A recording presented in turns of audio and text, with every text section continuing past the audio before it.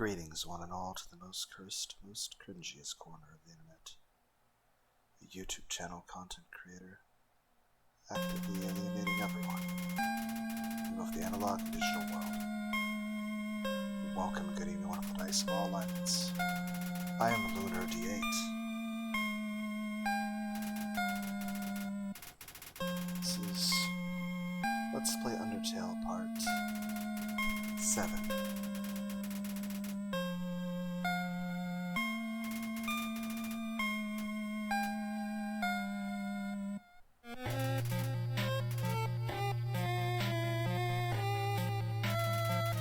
I really should have been reading all this, but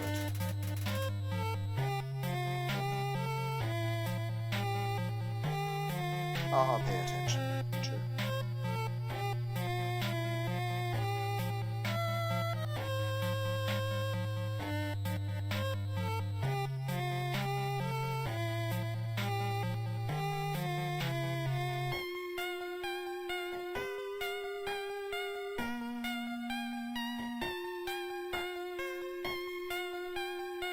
I'm going to include 4 links in the description. 2 will be to somebody else who did a Let's Play of this like 8 years ago that I think you'd find interesting, and another video is just a random thing I did a few months ago, and another one's just something I think is contextually important.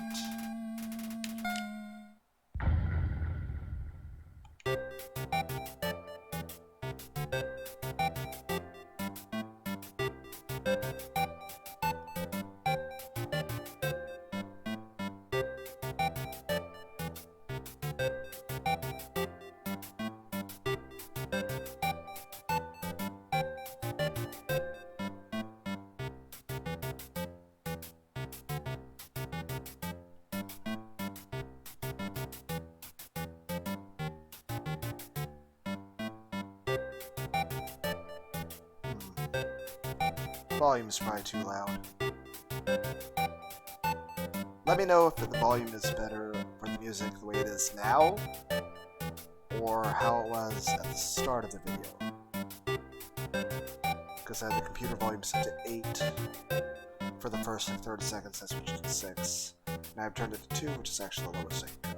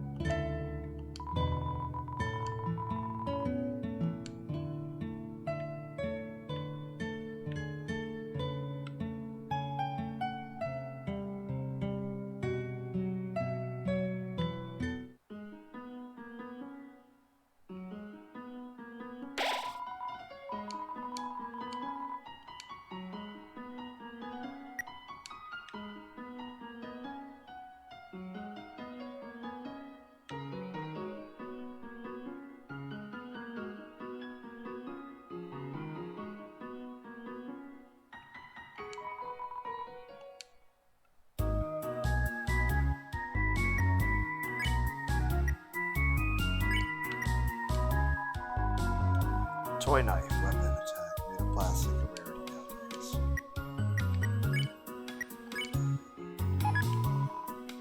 You equip the toy knife.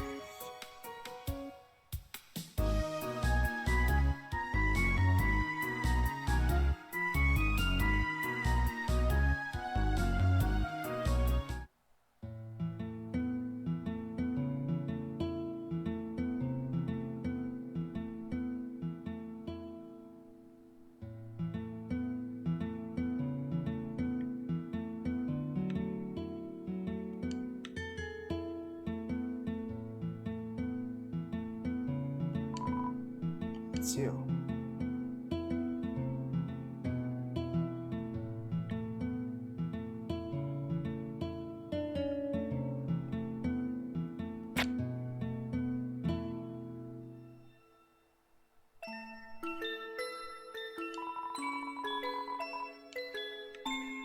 It's been well over a month since I've turned this game on, and I am... Oh, hello. Did you want to hear about the book I am reading?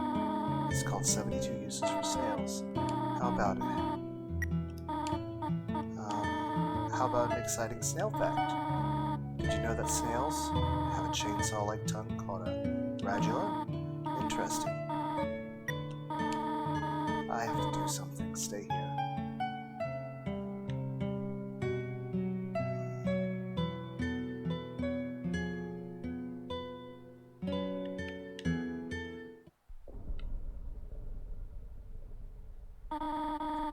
Wish to know how to return home, do you not? Ahead of us lies the end of the ruins. A one-way exit to the rest of the underground. I am going to destroy it. No one will ever be able to leave again. Now be a good child and go upstairs.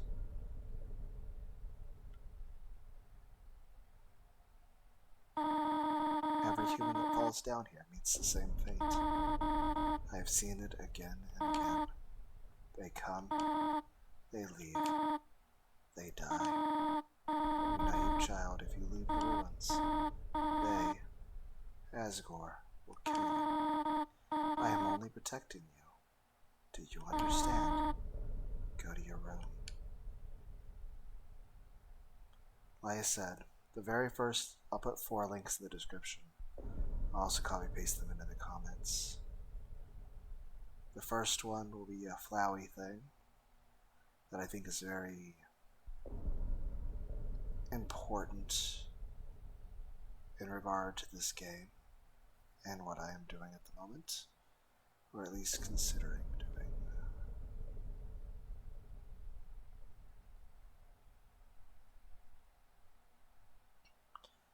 The second and third will be links to somebody else who did a blind playthrough of this game. I am not doing a blind playthrough because I know exactly what to expect. I've seen several playthroughs of this game by other people on all paths. Actually, I'm getting one thing I asked for when I made part 6. Originally I labeled it the final video because I was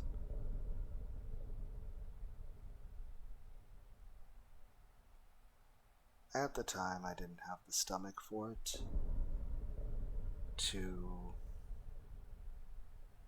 continue on a less than peaceful playthrough. But there was something I said when I made the part 6 of this game. I said I wanted this game to blow up again, that I wanted this game to become popular again, because I wanted more people to play this game. And I'm getting my wish. I think it was like earlier today or something. Asmongold actually played this game, and he is somehow unspoiled as to all of the stuff that goes on with it, which honestly at this point in 2024 I feel like that's impossible. It's April 16th or is it 17th? I don't know. But I think it's the 17th. But yeah, I labeled the last one the final part just because I felt and honestly still do feel hesitant. And it's funny, in all the FPS games and stuff like Halo, you never feel any bit of remorse playing the game, shooting like the grunts and shit, and the hunters and the jackals. In this game definitely makes you feel a certain way.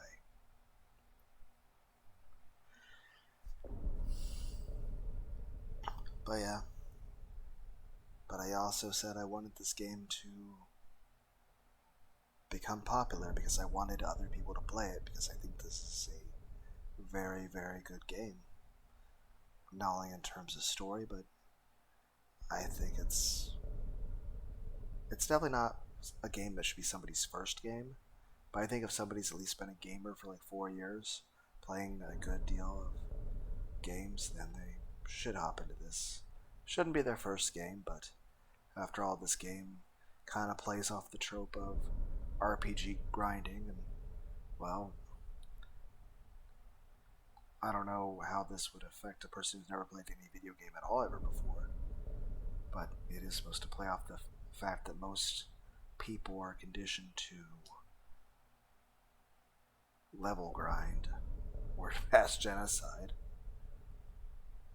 and not consider it anything more than just increasing your stats.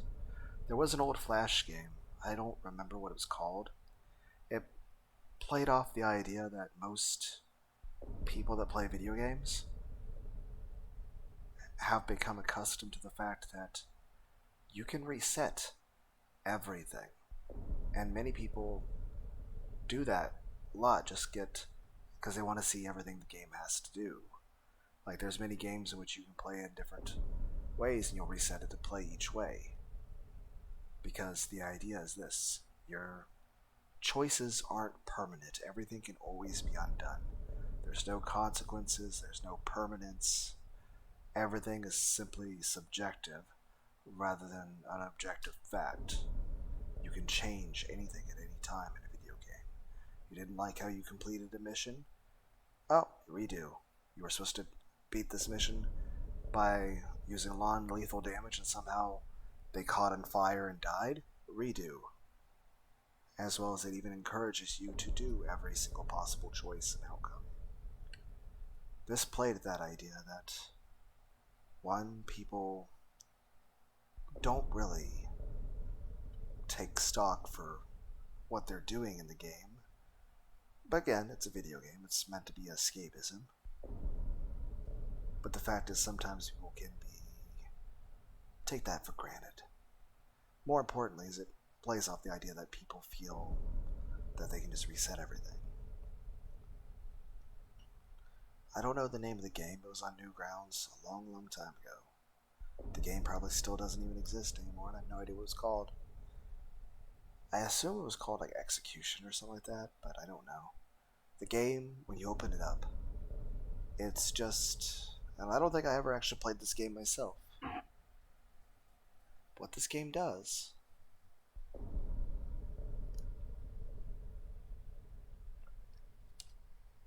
What this game does is you are basically at a prison, and it's a pretty grainy texture, black and white.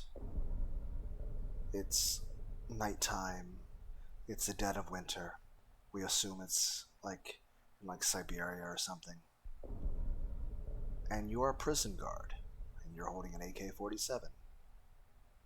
The prisoner is standing in front of the wall with a blindfold on his head, and your control is a reticule for your targeting of your gun. There are no prompts, there's nothing for you to do other than just your job. What God put you there to do. Shoot the prisoner in the head. killing him, executing him.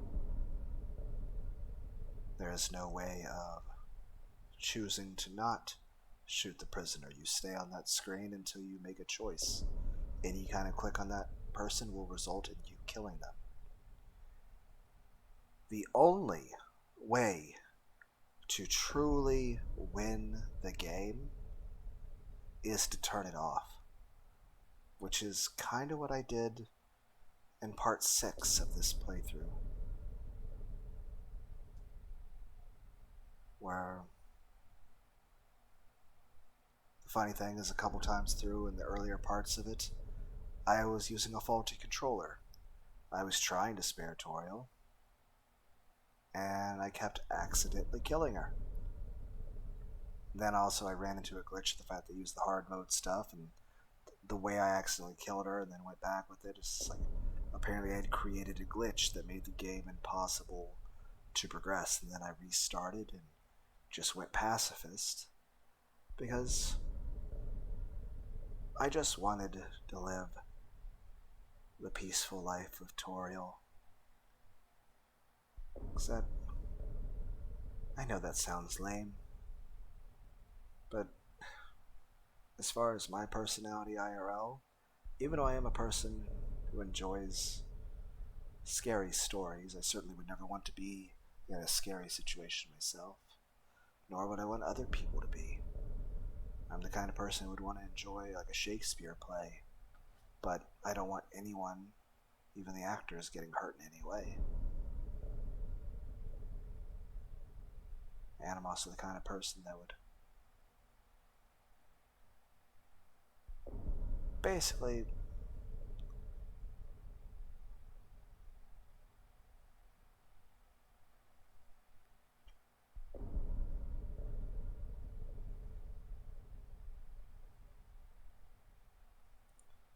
I don't know. The thing with Toriel, the feeling of safety, of acceptance, love, feeling at peace, kindness. Then again, I'm the kind of the person that wants the world to be a peaceful place. I don't want anyone to ever hurt anyone, and I want us all just to be able to enjoy humor, even if it's occasionally of a dark nature, the jokes, and to play video games, even if sometimes they're violent, and to watch movies, even if sometimes they're horror. Though, of course, not always that. But I wouldn't want anyone to actually hurt anyone.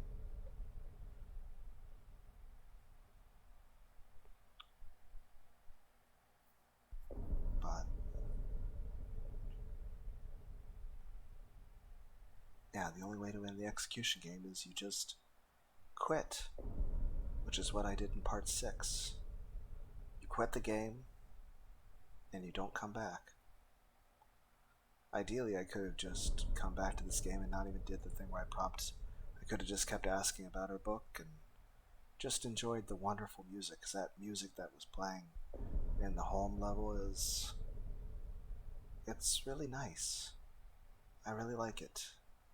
I like the music a lot. It's very calming, it's very gentle. I think that would be a very important thing, to feel just that you're not alone and that you have somebody to be around, but that somebody would never ever hurt you. Then again, maybe I'm just a bit of a paranoid, jaded person who has both low self-esteem and paranoia. Granted, I have reasons for all those things, but doesn't necessarily mean that it's healthy.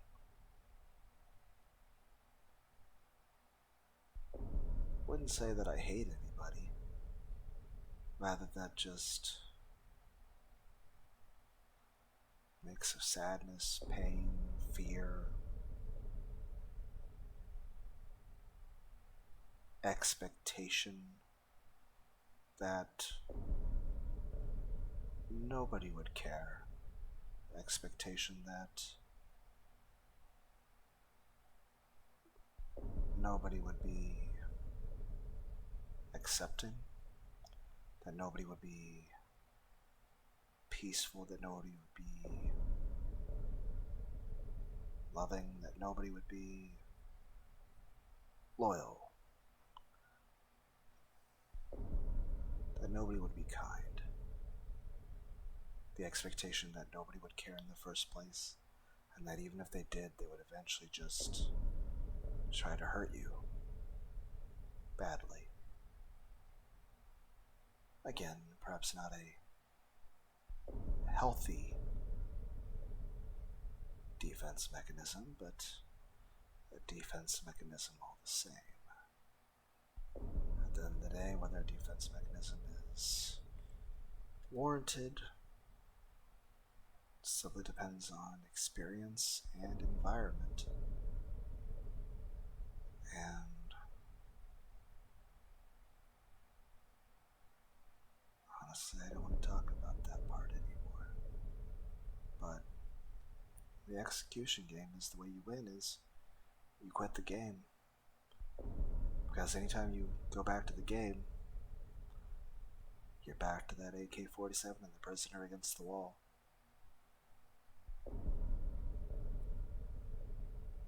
Should you shoot the prisoner, you'll see them die. Grantedly, it's a cartoon sort of graphic, albeit a bit of a grain sort of style. Not stylized to be cutesy, but rather simplistic. It's not like stick figures or the stick death games or Madness Combat. It's slightly more than Madness Combat, but it's definitely a minimalist approach. But it definitely, like this game, makes you, even from the footage of watching just still frames, what I remember about a couple decades back, I think, it definitely makes you feel as if you would actually be in that situation. Even if you're not even the person playing it, even if the game's not even live. It certainly makes you feel a certain way. Which is perhaps why I'm a bit hesitant on, something I am kind of not fully decided on.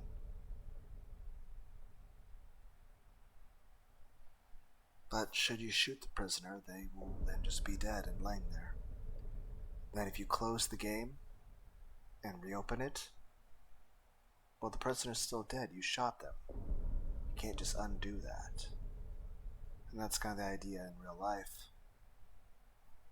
If you were to do something like kill a person, you can't undo that. And at least in doing this game, it's a video game. And like, I have honestly killed like a billion people in video games. Like, I've literally gone through like games like Cyberpunk and just in a single hour just went and killed like 1,000 people, just grenades and shotguns, all that, and I don't really care. I mean, granted, I would never do that sort of thing in real life in any way, but, and again, video games are supposed to be escapism, and it's just, but at the same time,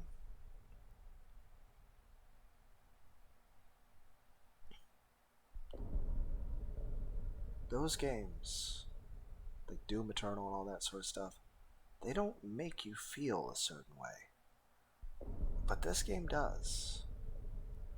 Even right now, knowing what I might be doing. Which again, everyone's like, you're being a total fucking pansy. It's a fucking video game.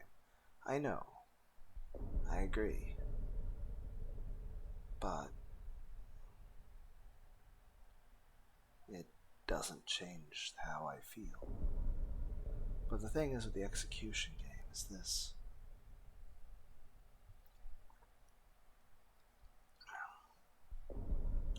No matter what you do, the results are permanent. You can uninstall the game, reinstall it. Still the case. Even if you take your computer to even if you were to install it on a different computer at your house, it remembers your IP address. That means any other computer that ever logs into your IP address, the prisoner's already dead. In the same regard, it also remembers your computer. So, if you take your computer to any other place, even if it's another state or the other side of the planet, it'll remember, and the prisoner will still be dead.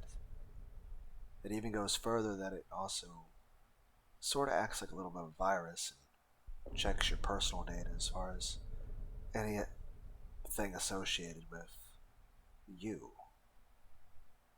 That way, even if you use a completely different computer and are 1,000 miles from the place where you originally played the game, and even if you use an NordVPN, which I don't even think those existed back then, it would still wind up looking up your personal data through the new stuff unless it had absolutely no traces to it at all. But if it had any way of noticing, it connected to your, it noticed your MySpace or your Facebook or your YouTube channel, or you had it all linked to any sort of email account, it'll still recognize you, and the prisoner will still be dead.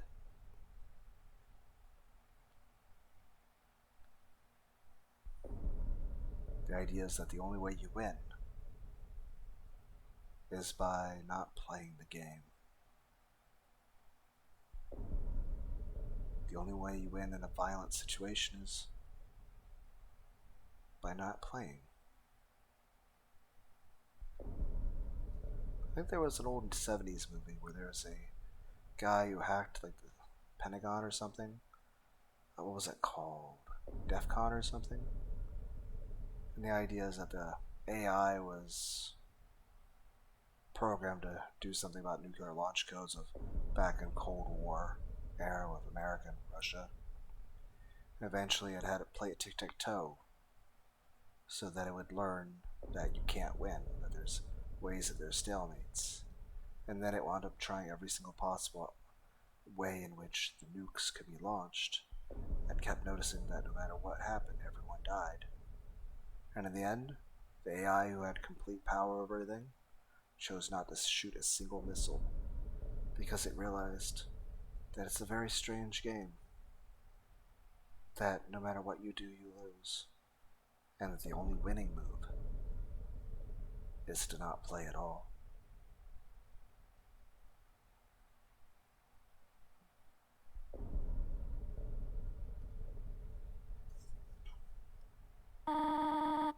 Do not try to stop me.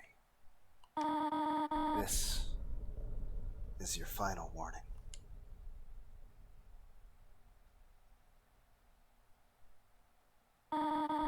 You want to leave so badly.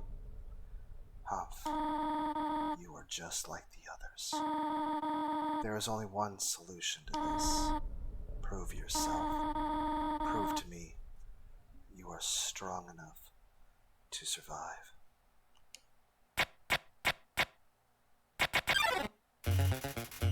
Tutorial blocks the way.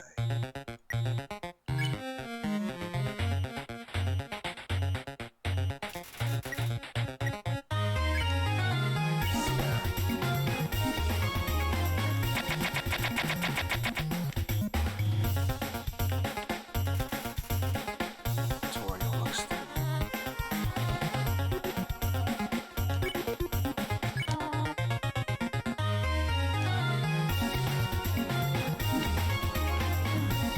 I'm awful at this, man. Tutorial begins ranging attack.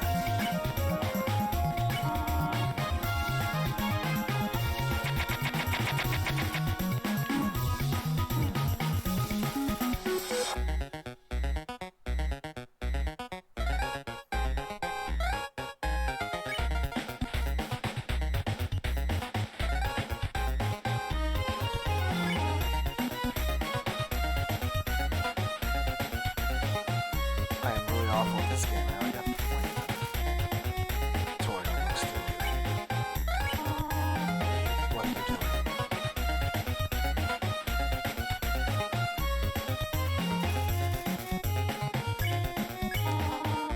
attack or run away.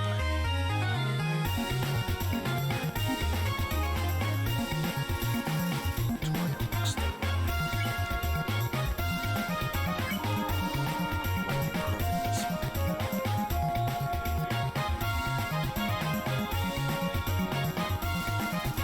Victoria looks through. Fight me or leave.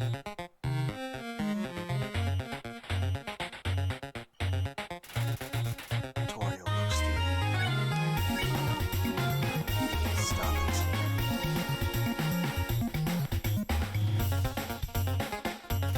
Victoria looks through.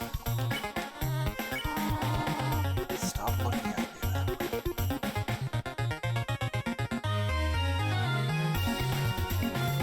Victoria looks through. Go away.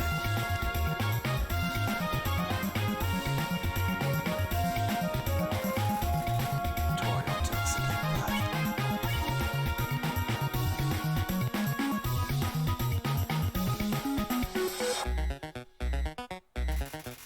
Victoria prepares a magical attack.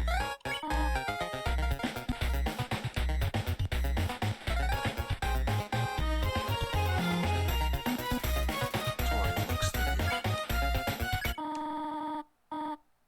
I know you want to go home,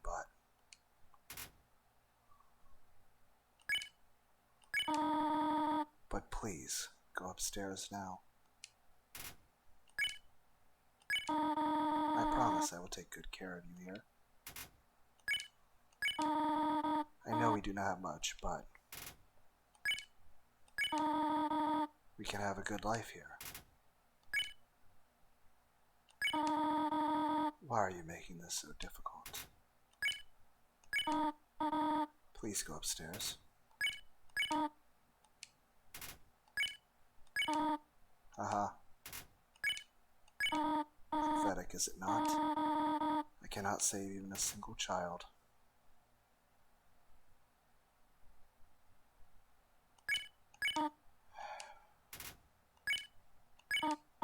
No, I understand. You just be unhappy, Gender. The ruins are very small once you would not be more right. My expectations, my loneliness, my fear for you. Now, child, I will put them aside. If you truly wish to leave, I will not stop you. However, when you leave, please do not come back. I hope you understand.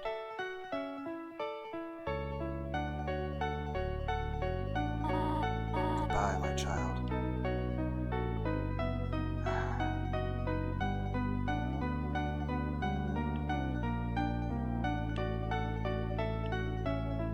I know she's already gone. And here's the thing. I was actually planning to do a betrayal kill. The plan was that I would do the betrayal kill with the knife, kill her, get the unique dialogue for killing her with a betrayal kill. Then I would go back and kill everyone in the underground to activate the genocide path.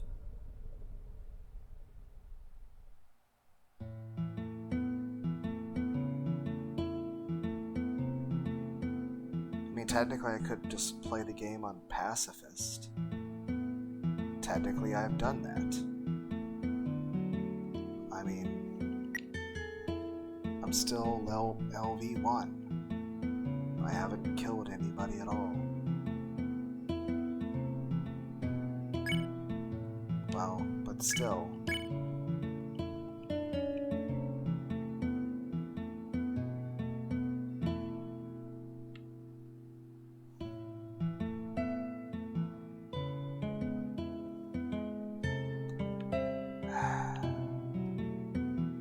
Probably still title the video what I planned to title it. I was going to title it,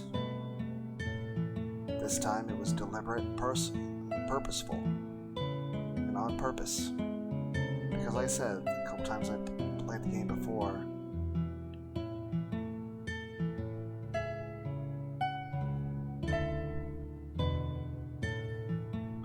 originally what the plan was, the very long course you guys would already know if you watched the earlier parts of this playthrough, was the idea was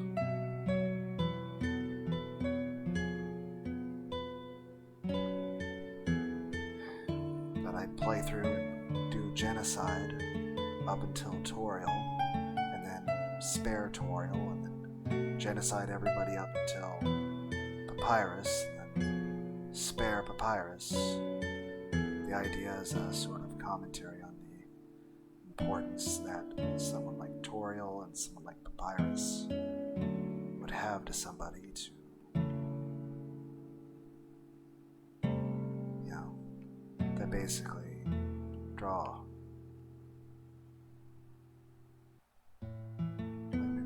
Heck, we saw she gave us a hug.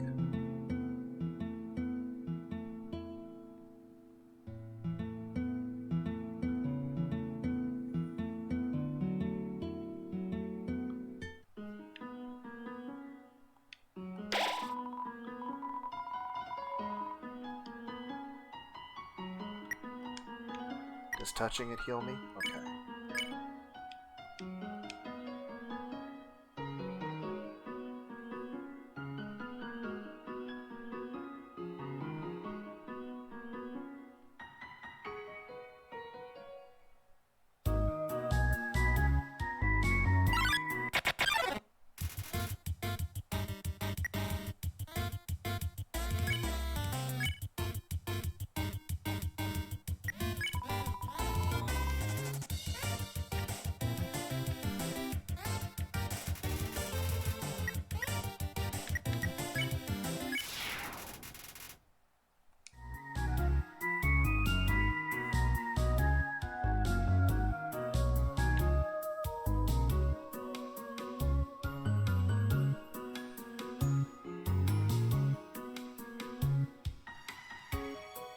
And like I said, the first part I did of this game is the plan was to do everything normal for the genocide path, to kill everybody, and get the nobody came thing, then go near Toriel and then spare her, and see if we could still have it, you know, be the genocide path option.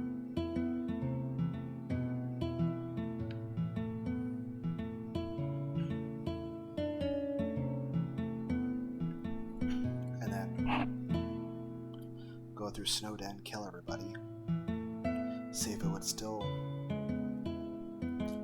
get the thing where Papyrus says he's sparing you right off the bat, offers you a hug, and then I would just accept his offer of the hug, and then do everything from that point as complete pacifist. The whole point of that was, again, a commentary on the importance of, you know, just emotional support and not being alone and feeling loved and cared about and accepted being important.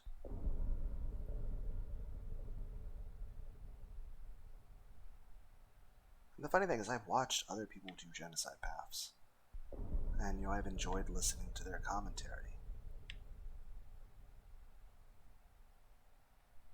And I've literally killed billions of people in video games. Shotguns, snipers, all sorts of things. And granted, this is still a video game. It's not like it's... But for some reason, this game just makes you feel a certain way. Because like I said, that one idea was, you know,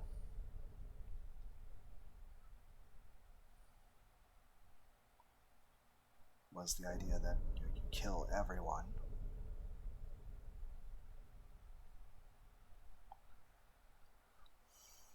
but then spare Toriel, then kill everyone in Snowden, and except, you know, Papyrus sparing you.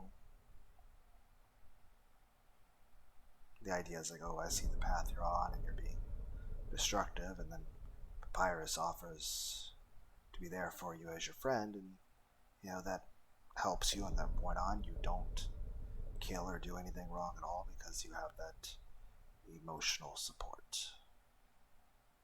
Yes, I know it's cringe, not being lame. And then I went back through the passives thing, but then I accidentally killed her. So I went through and killed no one, but then I was like, and then of course I ran into the glitch of the hard mode thing where it wasn't meant to be done with the way I was doing it. And then went back through and played it on passives, spared everyone because I just wanted to live the peaceful life of Toriel in the house. And then, and like I said, part 6, I just said, okay, it's the final part. I'm not going to play anymore because, you know, I don't want to kill Toriel or anyone. Heck, just for some reason, that first time doing the genocide path, just through the underground made me feel bad. And then, of course, I felt really bad. Like, I accidentally killed Toriel. Like, fuck. And then I tried to go back through and do it peacefully, but still on hard. And then I accidentally killed Toriel again. Then it reset from there. And then turns out the hard mode made a glitch so that even if I spared Toriel, it still left me in a game over sort of situation. To where it's like, oh, guess what? You have to restart the game. And I was like, okay, well, fine, I'll restart the game. And I went through, didn't kill anybody, and went here, and I purposely didn't make it to where Toriel would come down here because, you know, once she comes down here, you don't see her upstairs anymore, and I didn't want to be alone. So, and I wanted her to be there with me. That way I could give her hugs and stuff, not feel lonely.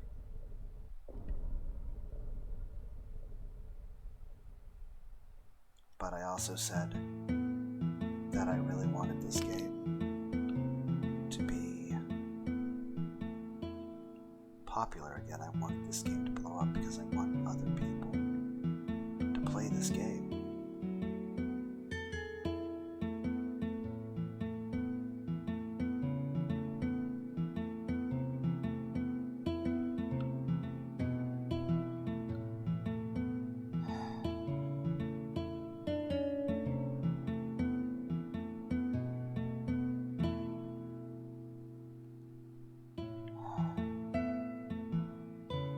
I'm getting that wish because I know one thing.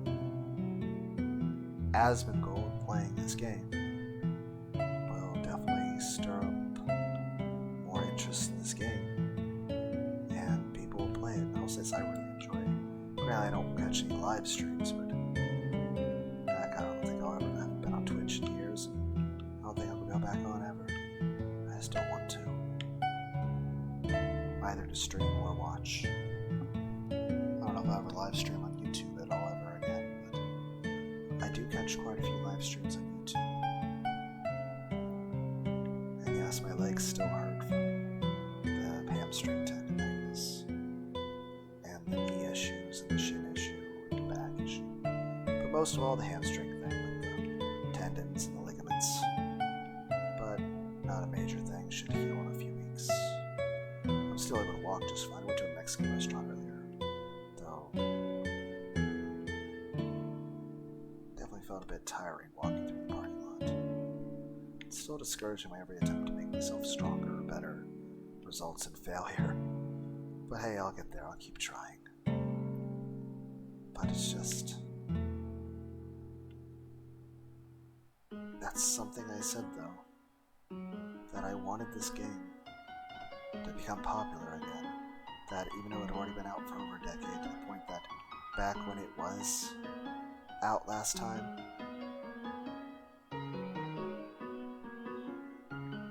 the game had blown up so much in popularity, with so much memes and jokes and parodies and even music and AMVs, that people were annoyed of it, that they were hearing it. It's like Nickelback. People were hearing Nickelback all the time on the radio, and it made them start to hate it. And the same is true of this game.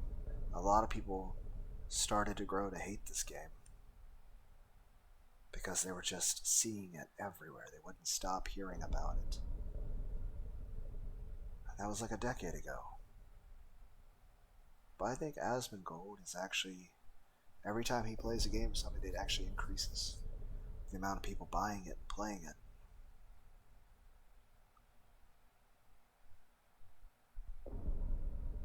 So, one, granted his playthrough it is a bit unorthodox and it is a bit odd, but it's still the fact that the fact that he's unspoiled on the game even this far, into the 2024, like April 17th. I mean, which I think it's April 17th.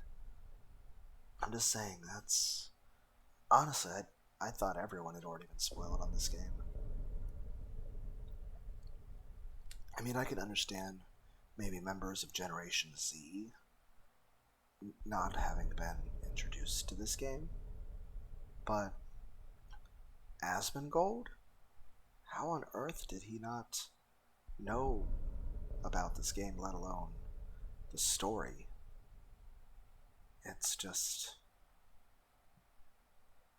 And the fact of the matter is that his playthrough, he's definitely playing it the way you would expect someone to play, not only as their first playthrough, as JRPGs have sort of trained us to be, but he definitely is playing basically, yeah, he has no idea what's happening in the game, and everything's fresh and new for him. Obviously, he's doing a neutral path with maybe slightly more genocide, but not enough to be genocide, just because he's not level grinding out areas, but he is basically killing like 90% of everything, but not enough to be genocide. More than likely what he'll wind up doing is he'll get all in and do neutral, then he'll have to restart and try to be pacifist to everything, get the true passive sending, and then he'll probably go back for genocide. And of course, for anybody out there, note to say to everyone is that whenever you do complete a genocide path of this game, once you do that, your file has got a permanent flag on it. Meaning the game will always remember that you killed everyone at some point. And that means even if you get the true pacifist ending after that, you get a special little extra cutscene where it shows that you get to see a photo of everyone's X's through their faces, implying that even though you did get the true pacifist ending, you then hunt down and kill everyone. Because you are still the person who committed the genocide path.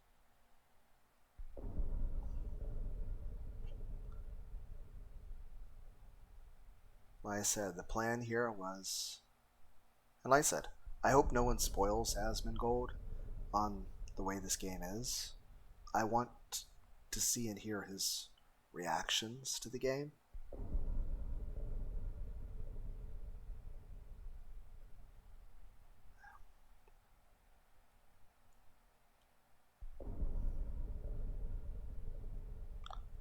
And I also felt I wanted to hop back to this. After all, if everyone else is doing... Sorry, I hit the microphone. Genocide path, I should at least do it too after I watch other people play the game. So...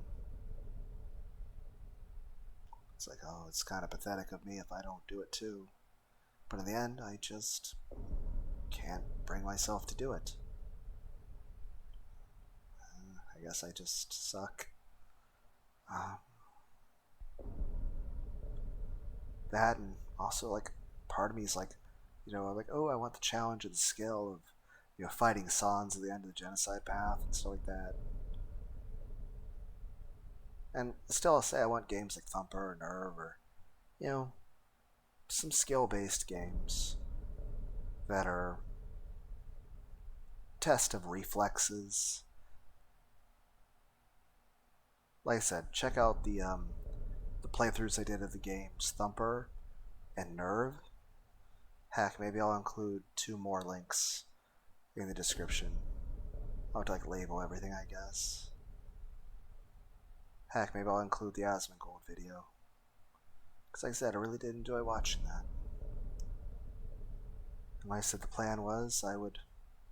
Heck, at one point I was considering restarting the game and using the French word for lunar.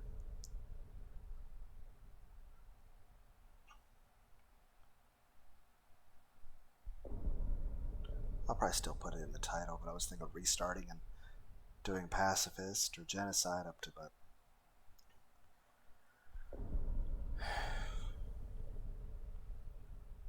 I've at least confirmed that after you peacefully spare Toriel, you can go back and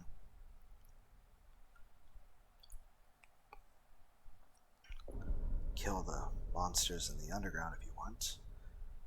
Although, like I said, the plan going into this video, when I started OBS from the very beginning, because like I said, when I did the first few videos, I accidentally killed Toriel because the controller I had, the left analog stick, was fucked up. And it pissed me off because it was never the plan to kill Toriel. It was a plan to kill everyone else in the underground and spare her, and then kill everyone in Snowden and spare Papyrus, and then kill no one from that point on. And then I just sort of didn't really have the heart for it anymore. Not only was killing everything underground a bit much, like for some reason it bothered me, and then accidentally killing Toriel made me feel bad as well, and I just didn't want to continue the game like that. So I thought, okay, I'll just play pacifist. I didn't kill anybody in the underground. I got to the Toriel fight, and of course, because the controller sucked, I accidentally killed her again. And then I tried to reset, and I managed to power through it to not accidentally kill her. And then because of the hard mode stuff and the fact that I did multiple sort of resets like that, I guess it glitched it up, and I couldn't continue like that, so I had to restart and do normal mode.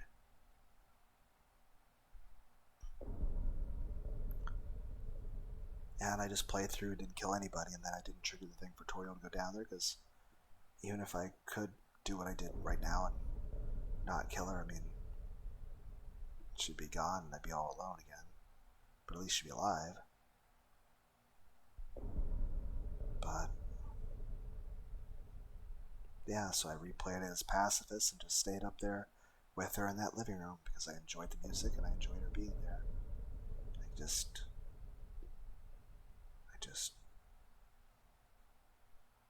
wanted an environment where I didn't feel lonely or scared, or heck, just a place where you feel loved and accepted and safe and respected,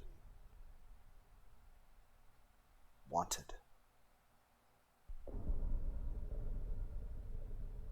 Just a peaceful, safe place. Place of kindness and rest, tranquility. I guess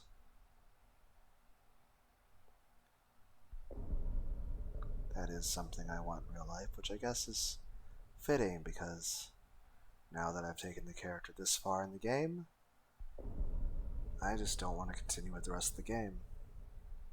So I guess I'm just gonna stay here and just, I guess same as IRL me, just be alone forever. But that's fine. I can pass the time counting all these bricks in the wall. But yeah, the plan going into this video, like I said, at one point I considered renaming my character and restarting from the beginning, and using the French word for lunar that you're going to see in the title. And then of course, like I said, I'm playing with a really nice controller. That's a new controller I bought shortly after part 6 because I was so pissed off with how fucking annoying the busted controller was. This controller is perfectly fine. There's nothing wrong with it. The point of the video was I was going to okay, I was going to title it, I'm still going to title it Purpose, because still technically that's accurate. The decisions made are purposeful and deliberate. It's just, originally I was supposed to describe the fact that I was purposefully killing Toriel, that it was being done deliberately and not an accident this time. That I was actually,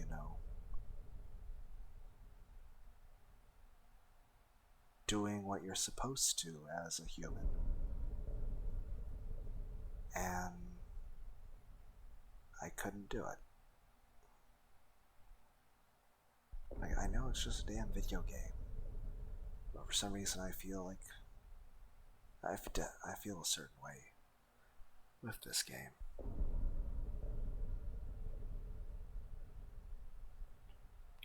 That I just don't want to. I don't want to kill any of the characters in this game.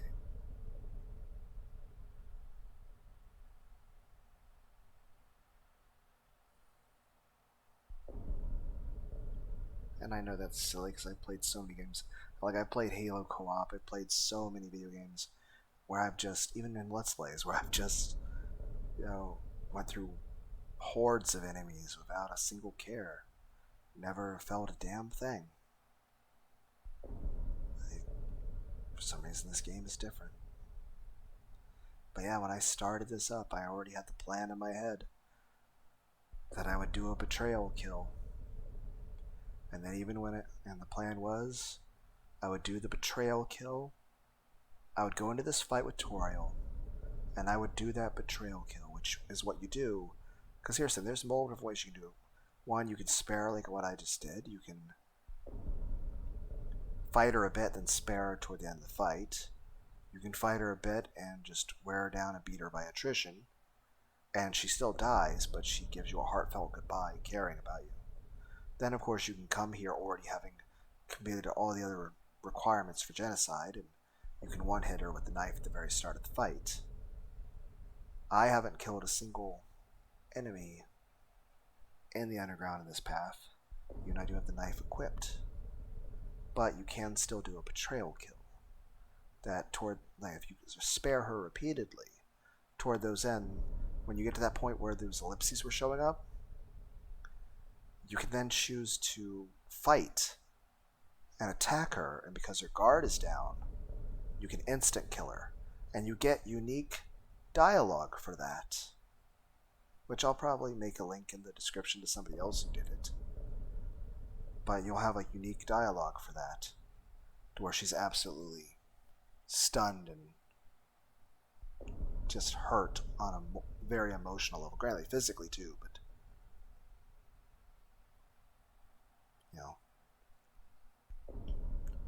And then, like I said, the plan at the very beginning going into this was to do a betrayal kill, to go toward that end where the ellipses show up, and then just betrayal kill her, have her cry and die for that, and then go back through the underground and slaughter everyone, and then leave here, kill everyone in Snowden, and then still accept Pyrrhus's hug, and then not kill anyone for the rest of the game.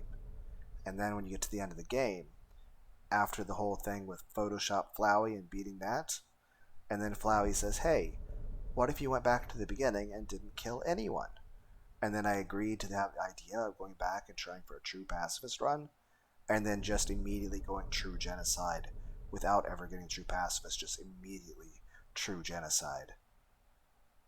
Because I think that would also give a unique dialogue opinion from Flowey, the fact that you went back through for the true pacifist and instead went immediately into genocide after having this kind of neutral path. I think even Flowey would be a bit taken aback by how ruthless that would be. And then after getting a true genocide there, then go back through and do the true pacifist, which of course would give a genocide true pacifist ending. Which, like I said, that was the plan. The plan was to go into this and betrayal kill Toriel when her guard was down, and then go back and slaughter everyone else in the underground.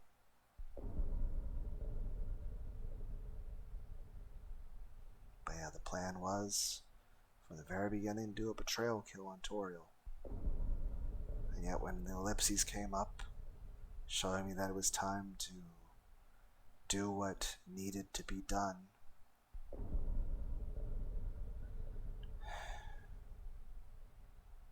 I just couldn't do it. I just can't.